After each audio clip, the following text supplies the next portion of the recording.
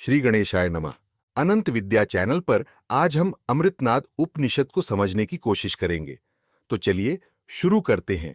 ओमकार के रथ में बैठकर और भगवान विष्णु को सारथी बनाकर ब्रह्मलोक पद की खोज करते हुए भगवान रुद्र की पूजा में लगे रहना चाहिए। तब तक रथ से चले जब तक रथ चलने लायक रास्ते पर ही स्थित हो। जब वह रास्ता पूरा हो जाता है तब उस मार्ग पर खड़े हुए रथ को छोड़कर मनुष्य खुद आगे बढ़ जाता है। मतलब यह कि जब तक लक्ष्य की प्राप्ति न हो जाए तब तक पूरी तरह साधना में लगे रहना चाहिए। लक्ष्य पूरा होने के बाद अनावश्यक साधन खुद ही छूट जाते हैं।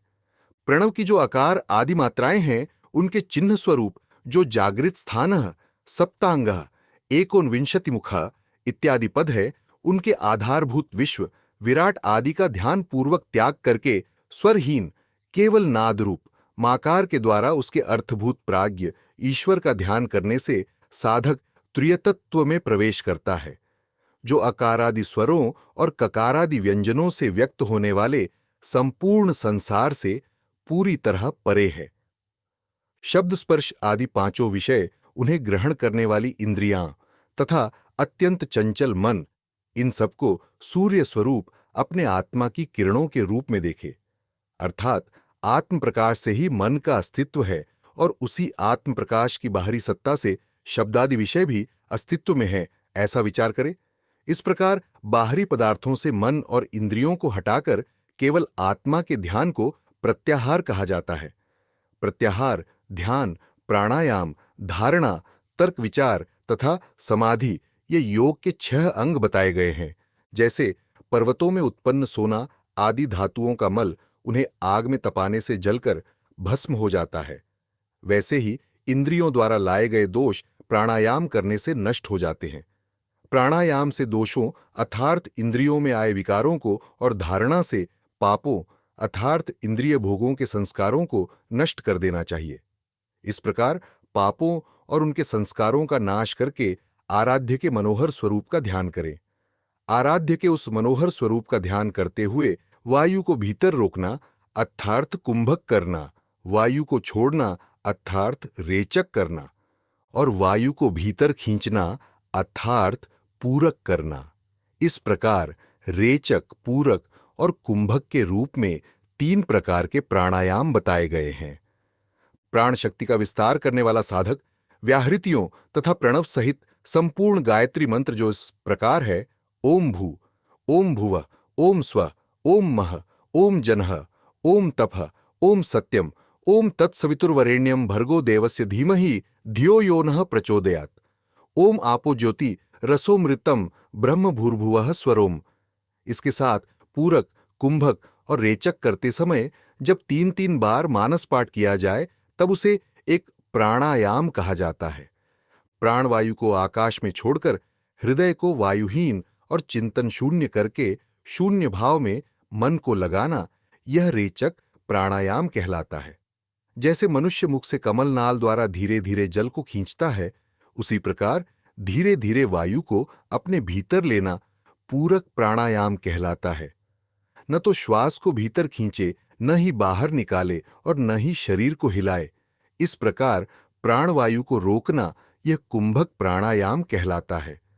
रूपों को अंधे के समान देखे, शब्द को बहरे के समान सुने और शरीर को लकड़ी के समान समझे, अर्थात रूप, शब्द और शरीर के सुख दुख से बिल्कुल भी प्रभावित न हो, यही प्रशांत कहलाता है। बुद्धिमान पुरुष मन को संकल्प रूप मानकर उसे बुद्धि में विलीन कर दे और उस बुद्धि को भी परमात्मा के ध्यान में स्थिर कर दे। इसी को धारणा कहा गया है। शास्त्रों के अनुसार तर्कपूर्वक विचार करना तर्क कहलाता है और जिस अवस्था को प्राप्त करने के बाद अन्य सभी उपलब्धियों को तुच्छ समझा जाए उसे समाधि कहा जाता है। समतल, रमणीय और अशुद्धता, असमानता, कीटों आदि से मुक्त स्थान में दिशाओं की बाधाओं को दूर करने हेतु दिग्बंध आदि करके और यदितन मंडलम, तपति इत्यादि मंडल ब्राह्मण का जप करके पद्मासन, स्वस्तिकासन या भद्रासन में से किसी भी योगासन को लगाकर उत्तर की ओर मुख करके बैठे। फिर एक उंगली से नासिका के एक छिद्र को बंद करके दूसरे खुले छिद्र से वायु को भीतर खींचे। दोनों नासापुटों को बंद कर उस वायु को भीतर रोक कर धारण करे। उस समय तेजोमय प्रणव की ध्वनि का ही ध्यान करे। फिर इसी ओम का ध्यान करते हुए वायु को धीरे धीरे बाहर निकाले। इस प्रकार कई बार इस प्रणव स्वरूप दिव्य मंत्र द्वारा प्राणायाम करते हुए अपने मन की अशुद्धियों को दूर करे। इस प्रकार प्राणायाम के द्वारा पापों का नाश करके प्रणव की प्रत्येक मात्रा के साथ उसके लोक, गुण और अधिदेवता का ध्यान करे। इस प्रणव गर्भ प्राणायाम को स्थूलातिस्थूल मात्रा से अधिक कभी न करे। एक समय में इस प्रकार के प्रणव गर्भ प्राणायाम की 80 आवृत्तियों को स्थूल मात्रा कहते हैं। एक बार वायु रोककर 80 प्रणव का जप करने को अति स्थूल मात्रा प्राणायाम कहा जाता है और ऐसे प्राणायाम की 80 बार आवृत्ति स्थूलातिस्थूल मात्रा प्राणायाम कहलाती है। इससे अधिक समय तक प्राण रोकना या अधिक आवृत्तियां करना हानिकारक होता है। प्राणायाम को प्रातः, मध्याह्न, सायं और अर्धरात्रि इस प्रकार 4 बार नियमित रूप से करना चाहिए। अपनी दृष्टि को सामने, ऊपर या नीचे स्थिर करके परम बुद्धिमान साधक स्थिरतापूर्वक बैठकर बिना हिले डुले शांत रहकर इसका अभ्यास करे। यह ताल वृक्ष के समान कुछ समय में फल देने वाला है और इसका धारण नियत योजना पूर्वक अर्थात जितना प्रथम प्रारंभ करे उसे उतना ही बनाए रखे या धीरे धीरे बढ़ाए, लेकिन न तो घटाए और न ही बीच में उसका विराम करे। इसमें प्रणव की 12 मात्राओं अ, उ, मा और नाद रूप चारों मात्राओं की तीनों प्राणायामों में आवृत्ति भी निश्चित समय के अनुसार होनी चाहिए। अर्थात एक मात्रा के लिए जितना समय दिया जाए दूसरी के लिए भी उतना ही समय देना चाहिए। कोई मात्रा जल्दी और कोई देर तक मन में न जपी जाए। यह प्रणव नामक ध्वनि बाहरी प्रयास से उच्चारित होने वाली नहीं है। यह कोई व्यंजन नहीं है, स्वर भी नहीं है। यह कंठ, तालु, होंठ और नासिका से उच्चारित होने वाला भी नहीं है। यह रेफजातीय मूर्धा से उच्चारित होने वाला भी नहीं है। दोनों होंठों के भीतर स्थित दंत प्रदेश से भी इसका उच्चारण संभव नहीं है। यह वह अक्षर है जो कभी नष्ट नहीं होता, अर्थात यह नाद के अव्यक्त रूप में सदा प्रकृति में विद्यमान रहता है। अर्थ यह है कि प्रणव का प्राणायाम के रूप में उपर्युक्त विधि से समय आदि का संयम रखते हुए अभ्यास करना चाहिए और निरंतर नाद के रूप में मन को उसमें लगाना चाहिए। योगी जिस मार्ग से देखता है, अर्थात मन के द्वारा जिन स्थानों में प्रवेश करके उन्हें गमन योग्य मानता है, प्राण भी उसी मार्ग से मन के साथ गमन करता है।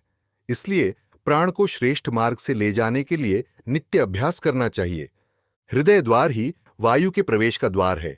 इसी हृदय द्वार से प्राण सुषुम्ना मार्ग में प्रवेश करता है, जो ऊर्ध्वगमन अर्थात ऊपर चढ़ने का मार्ग है। इस सुषुम्ना मार्ग के सबसे ऊपरी स्थान पर मोक्ष का द्वार, जिसे ब्रह्मरंध्र कहते हैं, स्थित है। योगी इसी ब्रह्मरंध्र को सूर्यमंडल मानते हैं। यही सूर्यमंडल या ब्रह्मरंध्र को भेद कर प्राण त्यागने से मोक्ष प्राप्त होता है। भय, क्रोध, आलस्य, अत्यधिक निद्रा, बहुत जागना, अधिक भोजन करना और पूरी तरह भूखा रहना, इन सभी को योगी को सदा त्याग देना चाहिए। जो व्यक्ति इस विधि से भली प्रकार और क्रमशः धीरे धीरे बढ़ाते हुए नित्य अभ्यास करता है, उसे 3 महीनों में स्वयं ही ज्ञान प्राप्त हो जाता है, इसमें कोई संदेह नहीं।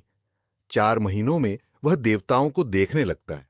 5 महीनों में देवताओं के समान शक्तिशाली हो जाता है और निःसंदेह 6 महीनों में यदि उसकी इच्छा हो तो वह कैवल्य प्राप्त कर सकता है। पृथ्वी तत्व की धारणा के समय प्रणव की 5 मात्राओं का, जल तत्व की धारणा के समय 4 मात्राओं का, अग्नि तत्व की धारणा के समय 3 मात्राओं का, वायु तत्व की धारणा के समय 2 मात्राओं का, आकाश तत्व की धारणा के समय 1 मात्रा का और स्वयं प्रणव के रूप में अर्धमात्रा स्वरूप का ध्यान करना चाहिए। अपने शरीर में ही मन के द्वारा पैर से मस्तक तक क्रमशः पृथ्वी आदि की धारणा करके पंचभूतों की सिद्धि प्राप्त करे और उनका ध्यान करे। इस प्रकार प्रणव धारणा के अभ्यास से पंचभूतों पर पूर्ण अधिकार प्राप्त होता है। 30 अंगुल लंबा प्राण जिसमें स्थित है, वही इस प्राणवायु का वास्तविक आधार और सत्य प्राण है। यही प्राण के नाम से प्रसिद्ध है। जो बाह्य प्राण श्वास प्रश्वास है वह इंद्रियों द्वारा अनुभव किया जा सकता है। इस बाह्य प्राण में 1,13,680 श्वास प्रश्वास एक दिन रात्रि में आते हैं। प्राणवायु हृदय स्थान में स्थित होता है। अपान वायु गुदा स्थान में रहता है। समान वायु नाभिदेश में निवास करता है। उदान वायु कंठ में स्थित होता है। व्यान वायु संपूर्ण अंगों में सदा व्यापक रूप से रहता है। अब क्रमशः प्राणादि पांचों वायुओं के रंगों का वर्णन किया जाता है। प्राण वायु लाल मणि के समान उज्ज्वल होता है। अपान वायु गुदा के मध्य में इंद्रगोप कीड़े के समान लाल होता है। समान वायु नाभि के मध्य में गाय के दूध के समान अथवा स्फटिक मणि के समान उज्ज्वल होता है। उदान वायु मटमैला होता है। व्यान वायु अग्नि की लौ के समान प्रकाशमय होता है। जिसका प्राण इस मंडल को भेदकर मस्तक में चला जाता है वह फिर कभी जन्म नहीं लेता।